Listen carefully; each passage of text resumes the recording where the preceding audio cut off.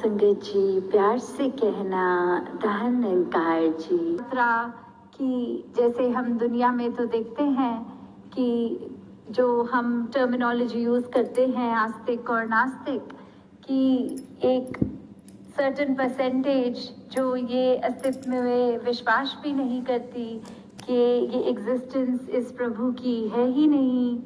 तो अगर हम उनके भी डेप्थ में जाएं तो काफ़ी बार ऐसे भी देखा जाता है, अगर कोई बात है जहाँ कोई ट्रबलसम है, कोई दुविधा है, कोई अगर सिचुएशन अच्छी नहीं, तो अक्सर ये भी देखा जाता है कि अगर कोई नास्तिक भी है तो भी वो पल भर के लिए कुछ ऐसा वाक्य भी बोलते हैं कि वैसे हम परमात्मा में नहीं मानते, पर अगर कहीं परमात्मा है तो ये चीज़ करेक्शन रूप में ऐसा कर दे, या कोई और उस तरह भी बात कर देते हैं। तो ये अगर हम कंपेयर करें स्थिति एक भक्त के साथ, जैसे एक उदाहरण भी दासी के ख्याल में आ रहा है कि एक माँ अपने बच्चे को हमेशा ये समझाती कि आपने रात को सोने से पहले प्रेयर करनी है, अरदास करनी है, सुमिरन करना है, कि सोने से पहले करना। और यही माँ अपने बच्चे को हर दिन याद करवाती कि अब दिन ख़त्म हो गया है, अब सोने से पहले ये अरदास करो। और फिर उसी कुछ समय बीतने पर वही माँ ने बच्चे को पूछा कि आपको बार बार ऐसे ही याद कराना पड़ता है, खुद आप नहीं करते, आपके पास तो इतनी सुख सुविधाएं भी हैं, और अगर आप वहीं नज़र डालो आसपास ऐसे और कितने बच्चे हैं जिनके पास बेसिक भी लाइफ को सस्टेन करने के लिए वो वस्तुएं नहीं, वो माहौल नहीं, वो उनके लिए कोई वस्तुएं भी उस तरह उपलब्ध नहीं, और आपकी लाइफ तो कितनी कंफर्टेबल है। तो अगर वो बच्चे भी ऐसे अरदास करते हैं तो आपके पास तो और भी कारण है कि आप अच्छे से हर रात को प्रभु को एक शुक्राना भाव रखते हुए अरदास करो। तो वही वो बच्चे ने कह देना कि हाँ, आपने सही बोला कि जो बच्चे हैं और जिनके पास वो साधन नहीं, प्रार्थना तो उनको करनी चाहिए कि वो उनके जीवन में वो वस्तुओं का लाभ हो सके, वो चीज़ें मिल सकें। पर जैसे आपने कहा कि मेरे पास तो सब कुछ है, तो फिर मैंने प्रेयर क्यों करनी है?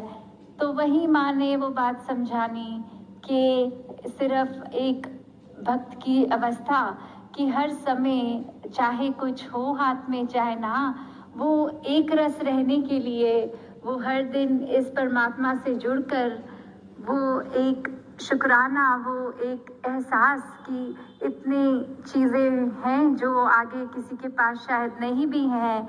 तो उस स्थिति में भी जब भक्त रूप एक शुक्राना करता है, और फिर वो अवस्था की फिर वो फिजिकल चीज़ या वो कंफर्ट जो हम एंजॉय कर रहे हैं वो अगर चला भी जाए तो मन के भाव नहीं चेंज होते।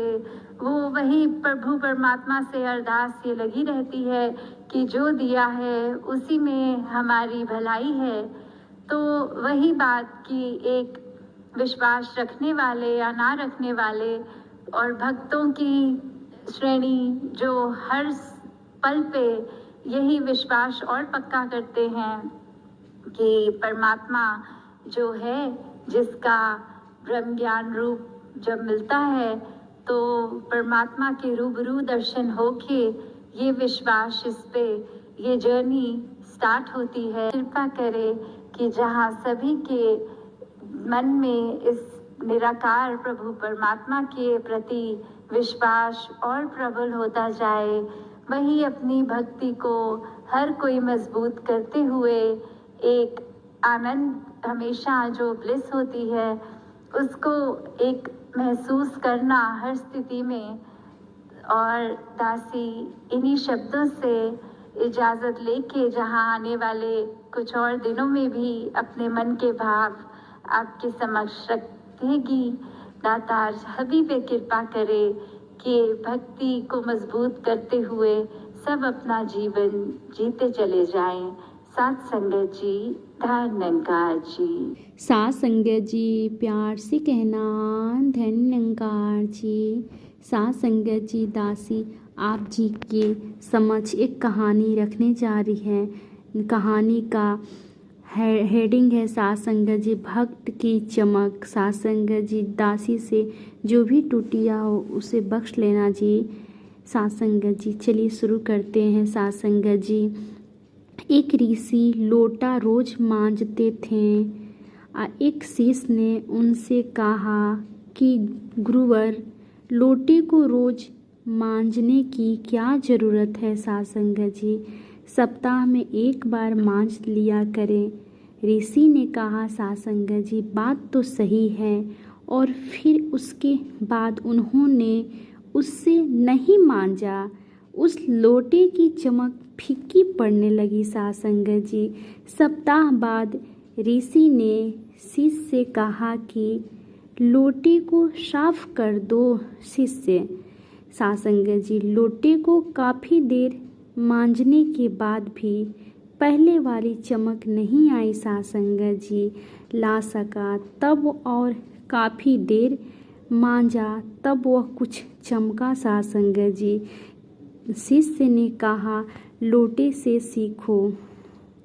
साथ संगत जी ऋषि ने कहा लोटे से सीखो। जब तक इसे रोज मांजा जाता रहा यह रोज चमकता रहा। साथ संगत जी इसी तरह भक्त होता है।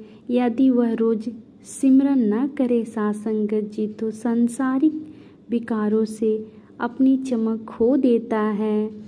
इसलिए भक्त को रोज सिमरन करना होता है। अगर एक दिन भी सिमरन छूटा तो भक्ति की चमक फीकी पड़ जाएगी। साथ संगत जी प्यार से कहना धन्यकार जी।